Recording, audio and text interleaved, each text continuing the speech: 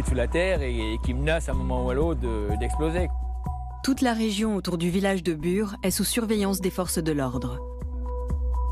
La seule réponse que l'État peut actuellement donner, c'est la matraque, c'est le gaz lacrymogène et la prison. Et ça montre qu'il est dans une incapacité totale à répondre aux crises politiques actuelles. Le village est en état d'urgence. Que se passe-t-il à Bure ?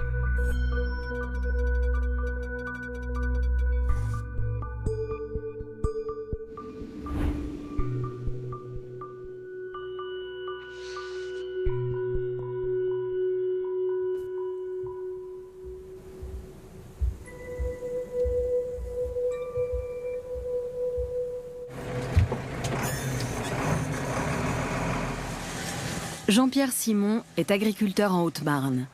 Depuis près de 40 ans, il cultive principalement des céréales et du colza sur ses 140 hectares de terre.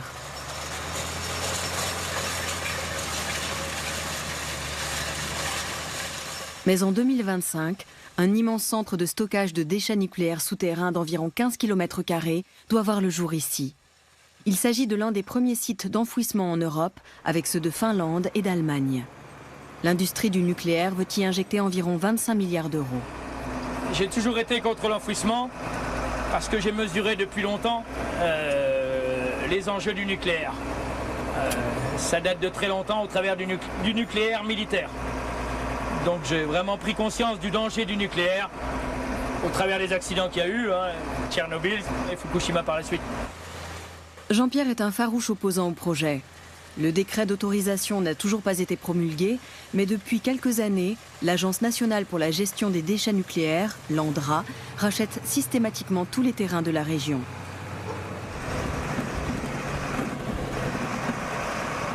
Comme l'agriculteur voulait éviter que l'ANDRA n'acquiert les terres qu'il louait, il les a rachetées lui-même sans plus attendre, en s'endettant lourdement au passage.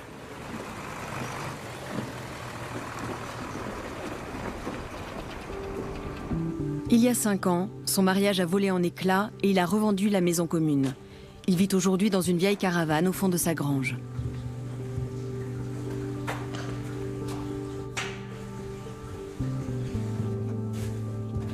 Il y a 3 ans, il a décidé de devenir militant.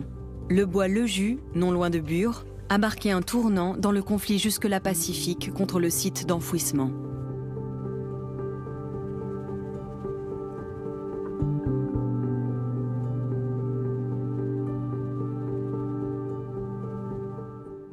Vu ce qu'on a trouvé à l'intérieur du bois, donc c'est là qu'il a été décidé d'occuper le bois.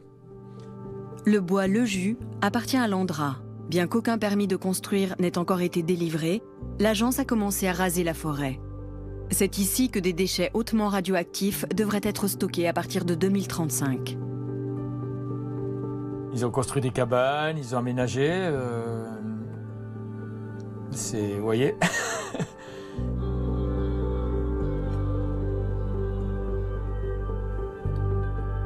J'ai donc laissé mon tracteur et ma bataillère à disposition des occupants. L'échéance juridique se rapproche. Le 22 février, un rendu d'expulsion des habitantes du bois sera peut-être publié. Et les militants n'en sont pas restés là. Après avoir occupé le bois, ils ont enchaîné les manifestations dans la région. Mais courant 2017, la situation a dégénéré entre les opposants au projet et les forces de l'ordre.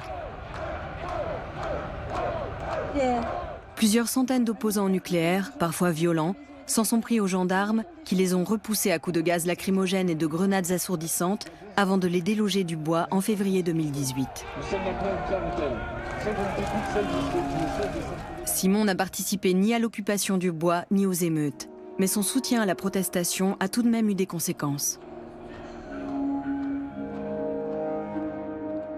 J'ai été jugé et condamné à 2 mois de prison avec sursis, donc pendant 5 ans ou 6 ans, pour la mise à disposition de mon tracteur et de ma bétaillère. Et au final, j'ai récupéré quand même ce matériel au bout de 16 mois de fourrière. Son tracteur, qu'il avait prêté aux occupants du bois pour transporter leurs sacs de couchage et de la nourriture, est devenu pour beaucoup un symbole de la résistance. Depuis les émeutes de 2017, L'État français a pris des mesures pour reprendre le contrôle de Bure et de ses environs. Oui, c'est ça. Le territoire est sous surveillance rapprochée. Et quand je dis le territoire, donc ça veut dire que dans un rayon de 10-15 km, toutes les routes sont quadrillées en permanence. Il y a un escadron qui, avec des véhicules, surveille le territoire, donc qui quadrille les routes, mais pas seulement, les chemins, les forêts, les parcelles, en permanence, 24 heures sur 24. Et vous comprendrez bien que on surveille aussi ses habitants, et encore plus les habitants qui ont l'étiquette d'opposants, comme moi. On est sur un rythme de un passage toutes les 2 heures, à minima, 24 heures sur 24, devant ma ferme, autour de moi. Donc c'est quelque chose de très difficile à vivre.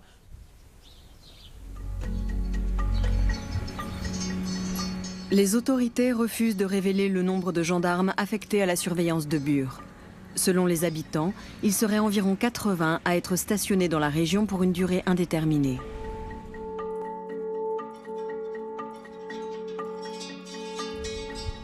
Bure, dans la Meuse, a des airs de village fantôme. La zone du CIGEO se vide chaque année de plusieurs centaines d'habitants. Bure ne compte plus que 80 âmes. L'unique présence encore vraiment palpable est celle des forces de l'ordre qui patrouillent toutes les 10 minutes à travers le village. À première vue, seuls les graffitis sur la mairie témoignent de l'opposition au site d'enfouissement. L'Andra s'est implantée aux portes de Bure. Elle exploite ici un laboratoire souterrain de recherche et un centre d'accueil pour les visiteurs où les citoyens de la région peuvent venir se renseigner sur le futur centre de stockage. Mathieu Saint-Louis est là pour répondre à leurs questions.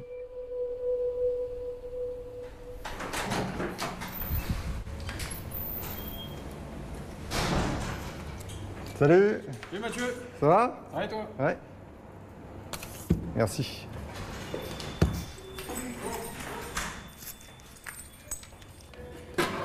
Près de la moitié de ce qu'on veut mettre dans le stockage existe aujourd'hui dans des entrepôts en France.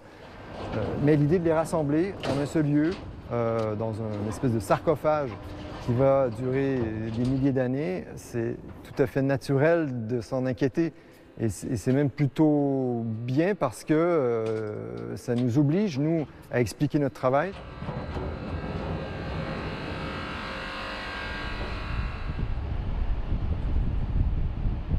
Les déchets seront stockés à 500 mètres sous terre. L'Andra exploite le laboratoire souterrain depuis près de 20 ans. Elle y étudie la manière dont pourrait fonctionner un véritable site d'enfouissement. Alors, là, ici, on est dans une des plus grandes sections du laboratoire. C'est ici, dans des dimensions qui sont similaires à ça, dans lesquelles on mettra des déchets de moyenne activité. Si le CIGEO voit le jour, jusqu'à 5 convois ferroviaires de déchets moyennement et hautement radioactifs arriveront ici chaque mois pour être stockés. Vers 2150, après avoir été rempli durant plus d'un siècle, le site sera définitivement scellé. Il devra alors résister pour une durée d'au moins 100 000 ans.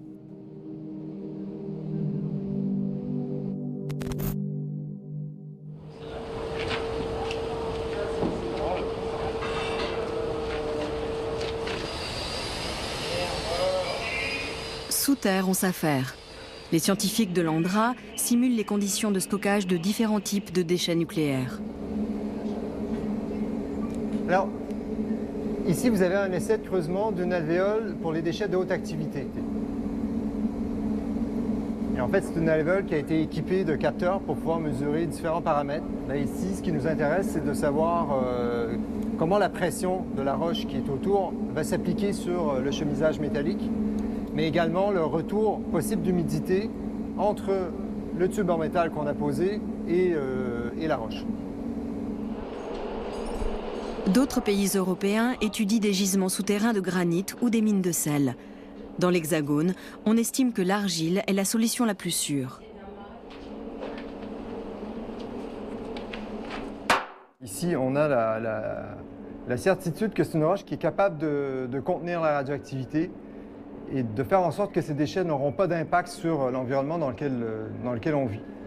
sachant que sur ces périodes de temps, la vie sur Terre va bien changer. Mais ici, dans cette roche qui a 160 millions d'années, il y a peu de choses qui vont changer, contrairement à la surface.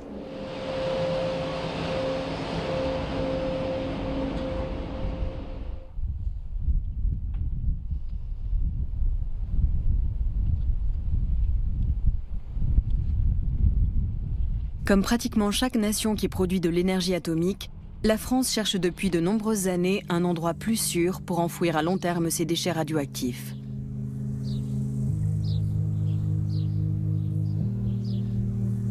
Avec un réseau de 58 réacteurs, la France produit plus de déchets radioactifs que n'importe quel autre État européen.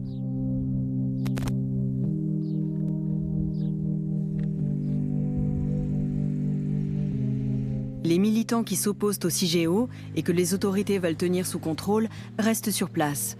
Ils vivent temporairement dans certains villages, notamment dans la maison de résistance à la poubelle nucléaire à Bure. Étienne Ambroselli est avocat et fait la navette entre Paris et Bure pour leur offrir un soutien juridique. Les militants refusent d'être filmés.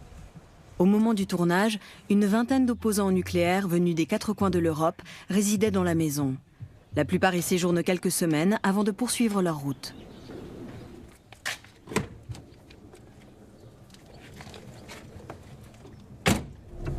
Étienne vit avec eux. Cet avocat de 42 ans est lui-même engagé contre le nucléaire et défend ses camarades. Il a notamment participé à l'occupation du bois il y a 3 ans. Depuis, la gendarmerie le tient à l'œil et le contrôle régulièrement sur les routes des environs.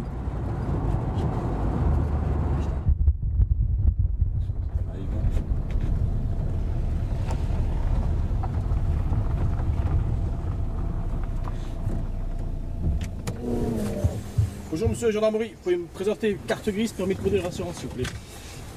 Oui, monsieur.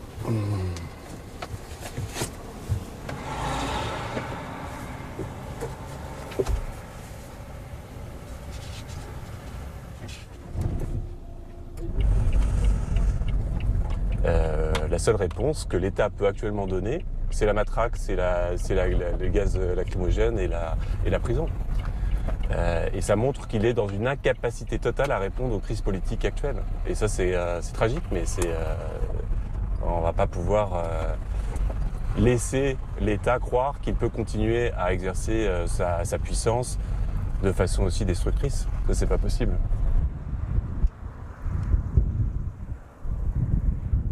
Notre équipe est elle aussi contrôlée à plusieurs reprises au cours du tournage, bien que la gendarmerie ait vérifié ses papiers et photographié la plaque de sa voiture de location dès le premier jour.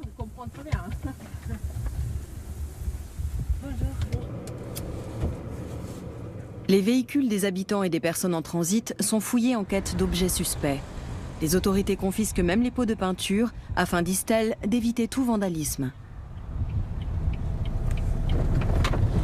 Étienne se rend chez l'un de ses clients qui habite à Mandres-en-Barrois, un village voisin.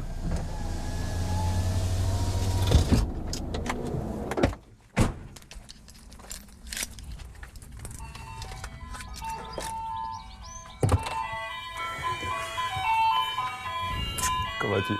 Ça va et toi? Jacques Guillemin est chauffeur routier et vit ici depuis toujours. Tu veux du café? Oui. Du sucre?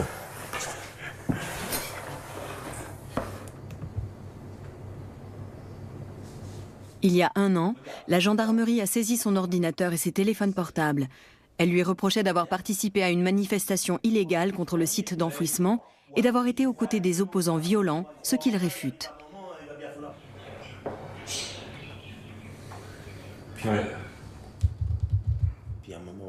C'est avec ta voisine qui a subi la même perquisition que toi. On n'a toujours pas envoyé de courrier de demande de restitution des objets, enfin, toujours pareil, hein, portable, ordinateur, qu'ils ont pris. Toi, tu l'as jamais fait non plus? Moi, j'aurais pu. J'ai trop peur qu'ils mettent des micros dedans et qu'ils mettent ça. Non, non, j'aurais pu. Il croit les forces de l'ordre capables de tout. Le débat autour du CIGEO a divisé toute la région, selon lui. C'est pas mal, hein? Franchement, ils sont bien mal de chiens. Il y a les pour et les contre. Et puis il y a les neutres, qui sont ni pour ni contre. Mais quand on me dit ni pour ni contre, non, on est pour ou on est contre. Les gens, ils ont peur de se montrer et qu'ils viennent perquisitionner chez eux. Il explique que ses voisins, qui sont en faveur du centre de stockage, ne le saluent même pas. Mais les opposants au nucléaire ne veulent pas se laisser acheter.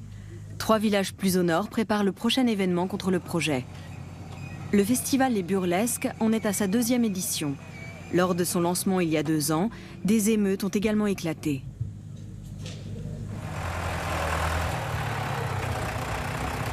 Jean-Pierre vient donner un coup de main avec son légendaire tracteur.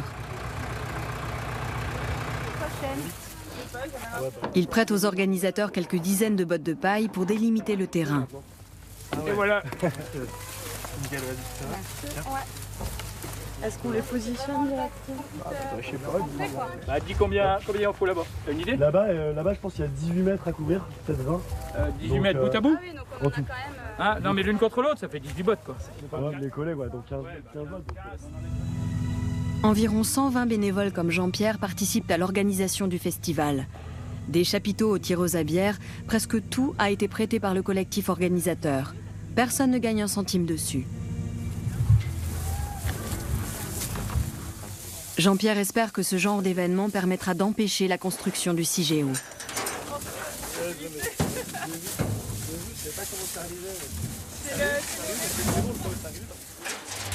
J'attends que ça fasse une caisse de résonance, c'est-à-dire qu'on se fasse connaître, qu'on se fasse comprendre et qu'on arrive à convaincre un maximum de gens que l'enfouissement c'est pas la solution et que CIGEO, faut le mettre à la poubelle. Voilà.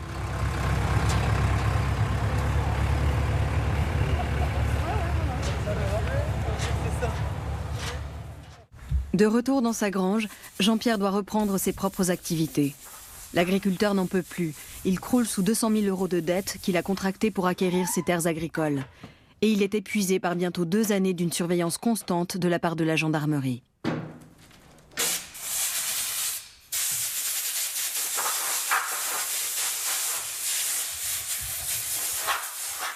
Ça va être difficile de savoir comment je vois l'avenir, ici sur ma ferme et autour.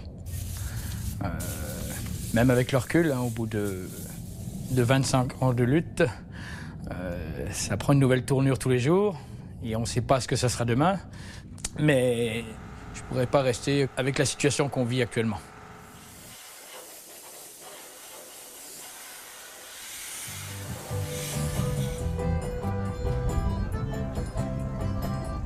Le lendemain, le festival bat son plein. Des centaines de personnes de la région et des militants de toute la France ont fait le déplacement pour exprimer ensemble leur opposition à la future poubelle atomique. Pacifiquement.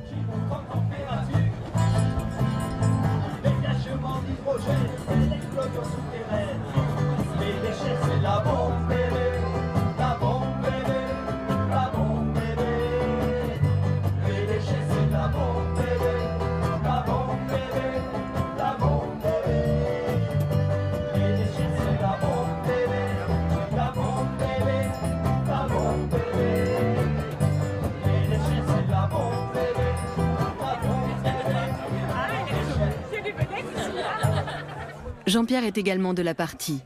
Engagé depuis des années contre le CIGEO, il connaît pratiquement tout le monde ici. Au cours du festival, des associations et des organisations environnementales comme Greenpeace expliquent pourquoi elles estiment que le site d'enfouissement de déchets nucléaires n'est pas sûr. Les habitants du coin qui fréquentent le festival en sont depuis longtemps convaincus. En fait, on va pourrir la région, on va pourrir le site, on va pourrir... la terre, elle est déjà pourrie en fait, et j'ai l'impression qu'il y a juste certaines personnes qui ont conscience de ces choses-là. Je pense qu'il y a d'autres alternatives et qu'elles n'ont pas été correctement étudiées et qu'on a tout mis sur l'enfouissement, la recherche pour l'enfouissement, le financement pour l'enfouissement. Il y a d'autres méthodes de retraitement qui pourraient être plus pertinentes. Les opposants craignent que l'ANDRA ne tienne pas compte des doutes légitimes que soulève le site de Bure, afin de ne pas compromettre la construction du CIGEO. Ces questions d'enfouissement. Et alors pourquoi frère? La similitude, elle vient... Vous avez un plan d'âge. Alors pour CIGEO, je dirais c'est pas encore... Sous l'un des chapiteaux, Bertrand Thuillier tient une conférence. Cet ingénieur agronome vit également dans la région. Par curiosité, il a commencé à s'intéresser aux dossiers techniques de l'Andra. Il en est arrivé à la conclusion que cette zone n'est pas du tout appropriée, justement parce que le sol y est principalement composé d'argile. Au-delà de 90-100 degrés, de l'argile se déstructure. Finalement, l'argile est vraiment la pire des roches pour enfouir des déchets nucléaires. Et le projet belge montre bien le côté un petit peu caricatural des caractéristiques de la roche pour ne pas enfouir justement dans de l'argile. L'ingénieur fait référence à la petite ville belge de Mol, où l'on projette un autre site d'enfouissement dans un sol argileux. Mais l'opérateur belge n'a toujours pas obtenu d'autorisation de construire à ce jour. La raison ? On soupçonne l'argile de pouvoir corroder les conteneurs remplis de déchets radioactifs et de les rendre perméables. Une possible bombe à retardement.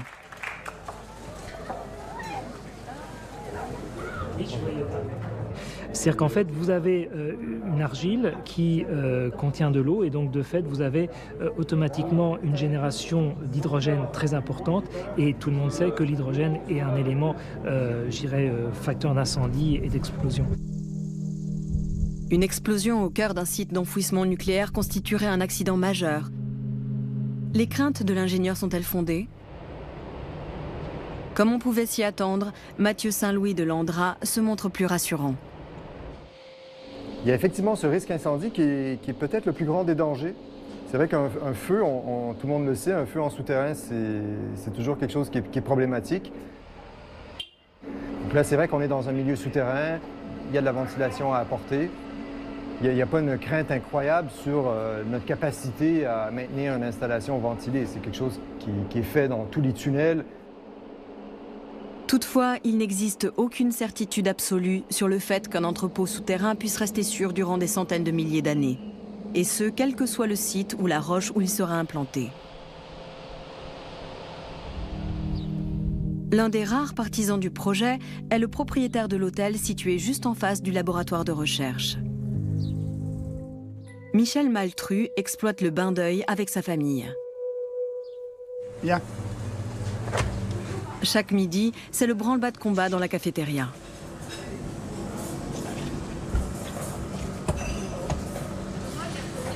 Hein? Il n'y a plus rien. Bah tiens, on est en train d'en remettre. Regarde donc. Ta salade de cervelas et puis tu mets dedans. Hein?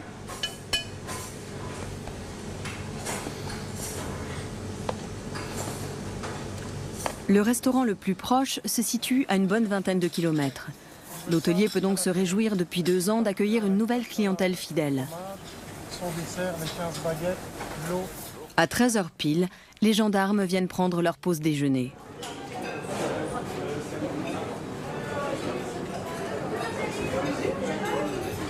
Ils mangent toujours ici, oui. Ils mangent toute la semaine ici, le matin, le midi, le soir.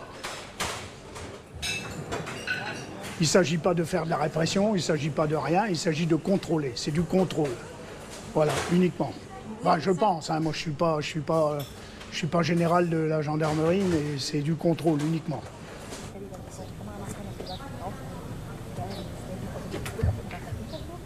Michel réalise l'essentiel de son chiffre d'affaires grâce à la partie restauration.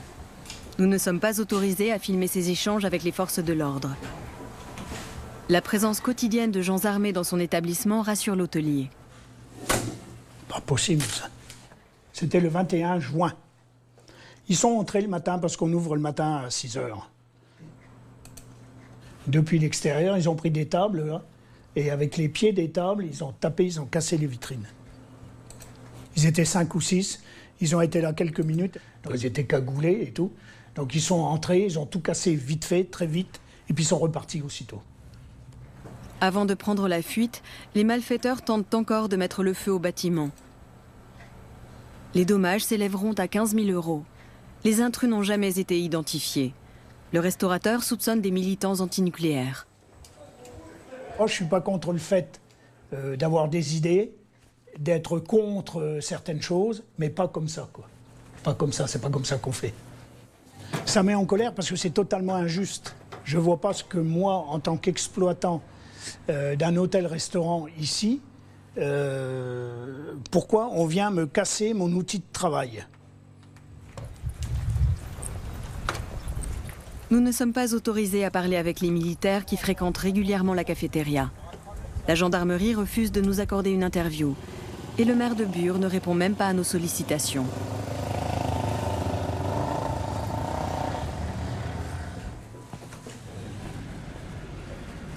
Après le rush du déjeuner, le calme revient.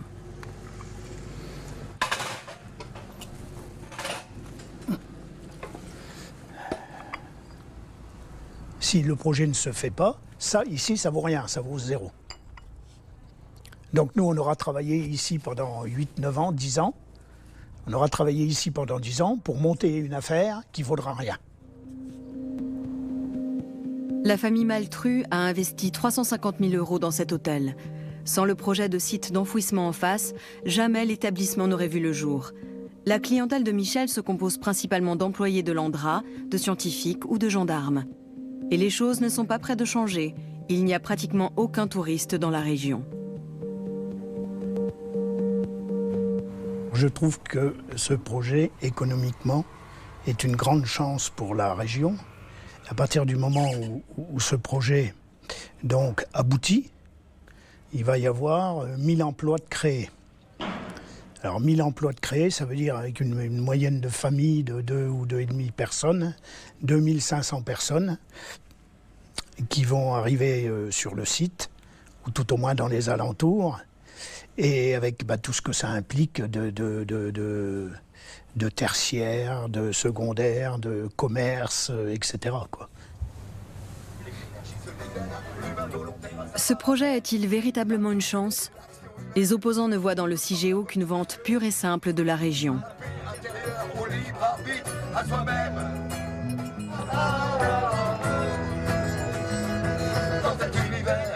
Étienne, l'avocat, est également arrivé au festival.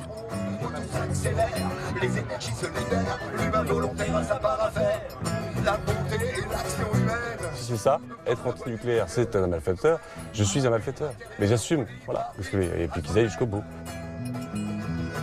Sur l'absence de solution aux déchets nucléaires, civils et militaires, c'est une question qui date de l'entrée dans l'ère nucléaire. Depuis toujours, les luttes antinucléaires ont mis en avant cette question. Aujourd'hui, l'État il nous propose une solution qui est démontrée scientifiquement comme la pire des solutions. Donc il ne faut pas s'étonner que des personnes s'opposent à ce projet. Ouais. Mais alors, quelle solution acceptable pourrait-on envisager pour stocker les déchets radioactifs ? Les habitants n'ont pas non plus de réponse à cette question. Il faut les laisser entreposer et pour qu'on en ait les maîtrises, parce qu'on a quand même toujours espoir, même si c'est plutôt lointain pour le moment, c'est 1, 2 ou 3 décennies, mais la science continue de progresser, donc je pense qu'on arrivera à trouver des solutions, donc les maîtriser en surface ou en subsurface. La France étant la plus grande nation atomique d'Europe, il est peu probable qu'elle passe encore des décennies à chercher une alternative à la solution de Bure. Mais tout le monde est d'accord ici pour dire qu'une sortie rapide du nucléaire constituerait déjà un bon début.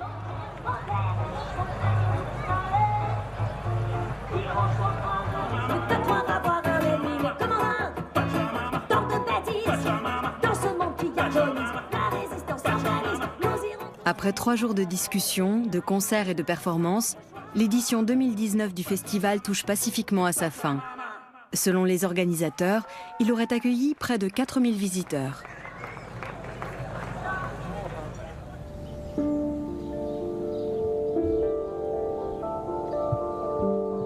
Pour l'heure, les militants ne peuvent rien changer à la situation. La gendarmerie patrouille comme à l'accoutumée dans les rues. La surveillance n'est pas près d'être levée. Jean-Pierre a besoin de parler.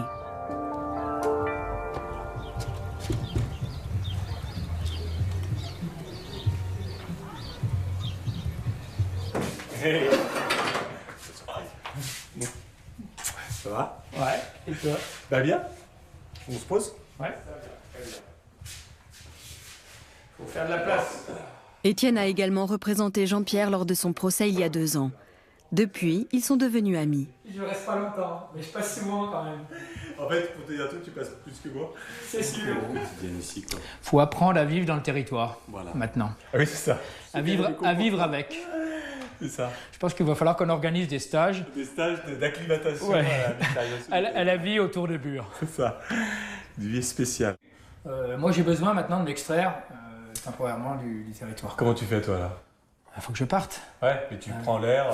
Faut que je parte. Bon, je l'ai encore peu fait parce que faut que je mette un peu de l'ordre dans mes activités. Et les périodes comme l'été, tu vois, là, c'est non-stop. Là, on repart pour le travail du sol, donc il y a encore un moment, quoi. Mais il faut que je fasse des coupures, quoi. Ouais, c'est clair, c'est clair. Parti pour durer, hein. Ouais, un bras de fer. Mais quand la France mettra en service son premier site d'enfouissement nucléaire, Jean-Pierre tournera définitivement le dos à sa contrée natale.